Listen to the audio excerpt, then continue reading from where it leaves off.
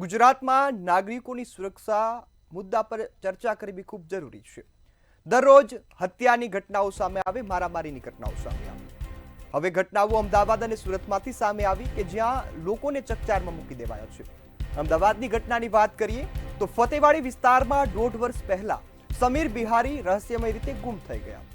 હવે ક્રાઇમ બ્રાન્ચે તપાસ કરીને એમાં ખુલાસો થયો કે સમીરની પત્ની રૂબી અને તેના પ્રેમી ઇમરાન સહિતના અન્ય લોકોએ સમીરની હત્યા કરી હતી। બંનેએ છરીના ઘા મારીને સમીરની લાશને રસોડામાં દાટી દીધી અને પછી સિમેન્ટના ફ્લોરિંગથી ત્યાં કામ કરી દીધું। રૂબી પતિ ગુમ થયાની બાબતમાં બહાર ગયા છે અથવા તો દુબઈ ગયા છે તેવું બહાનું આપતી હતી। ક્રાઇમ બ્રાન્ચે રસોડું ખોદીને સમીરનું કંકાળ 1.5 વર્ષ બાદ શોધી કાઢ્યું। હવે આ મામલે વધુ તપાસ અને કાર્યવાહી શરૂ કરવામાં આવી। જો સુરતની ઘટનાની વાત કરીએ તો સુરતના સરસાડી વિસ્તારમાં ગટરમાંથી મળેલા સુટકેસમાંથી મહિલાનો મૃતદેહ ચર્ચાનો વિષય બન્યો। પોલીસે તપાસ કરીને ખુલાસો થયો કે રવિ શર્મા નામના આરોપીએ આ હત્યા કરી છે અને તેને હવે દિલ્હી ખાતેથી ઝડપી પાડવામાં આવ્યો।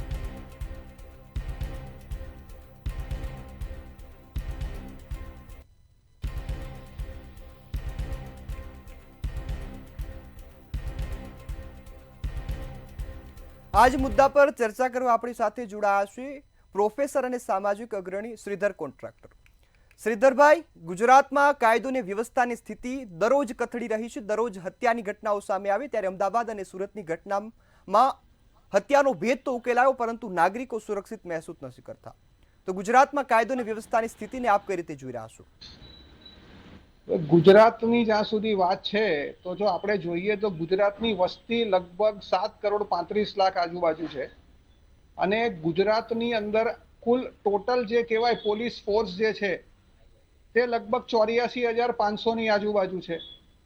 એટલે એમ સમજીએ આપણે કે 1 લાખ વ્યક્તિએ લગભગ 124 પોલીસ કર્મીઓ આપણી પાસે છે, ઉપલબ્ધ છે।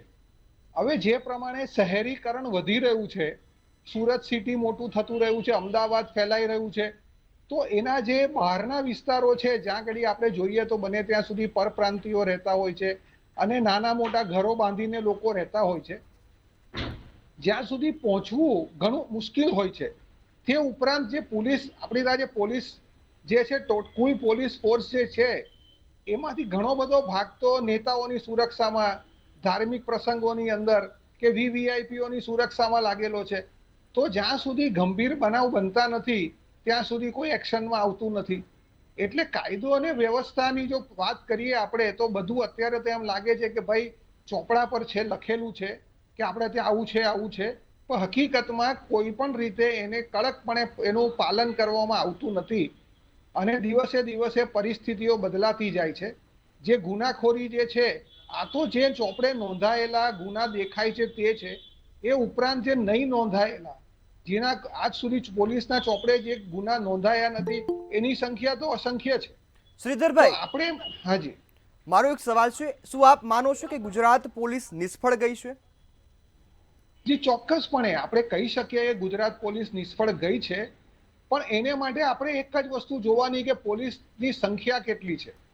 કારણ કે જ્યારે પોલીસની સંખ્યા આપણે ત્યાં 1 લાખ પર મુશ્કેલથી 124ની છે તો એ વખતે પોલીસ લોકો માટે આ બધી વસ્તુનો પૂરેપૂરી રીતે લોકોની સુરક્ષા કરવી ઘણી અઘરી થઈ જતી હોય છે। જી બિલકુલ શ્રીધરભાઈ, આ સાથે એક સવાલ છે કે ગુજરાતની જનતા સુરક્ષિત મહેસૂસ કરવાની માત્ર વાતો જ સાંભળે છે, કોણ ઘરેથી નીકળે ને ઘરે પાછું ફરત તેની કોઈ ગેરંટી નથી। નહીં, ગેરંટી બિલકુલ નથી। આપણે કોઈ દિવસ એવું કહી નહીં શકીએ કે પોલીસ આપણું રક્ષણ કરી શકશે, કારણ કે એ લોકો અન્ય કામોમાં જ રોકાયેલા હોય છે। એટલે આપણે અત્યારે એક વસ્તુ સમજી લેવાની કે આપણે આપણી સુરક્ષાની વ્યવસ્થા જાતે કરવાની છે એમ સમજીને જ આપણે કામ કરવાનું। આપણે આપણા પરિવારે, આપણા પડોશે, આપણા સમાજે એકબીજાની ઢાળ બનવાની છે, એકબીજાનું સુરક્ષા કરવાનું છે। બાકી જો આપણે વિચાર કરીએ કે પોલીસ આપણને સુરક્ષા આપશે તો એ લગભગ અશક્ય જેવી વસ્તુ થઈ ગઈ છે। જી બિલકુલ શ્રીધરભાઈ, અમારી સાથે જોડાયા અને માહિતી આપી બદલ આપનો આભાર।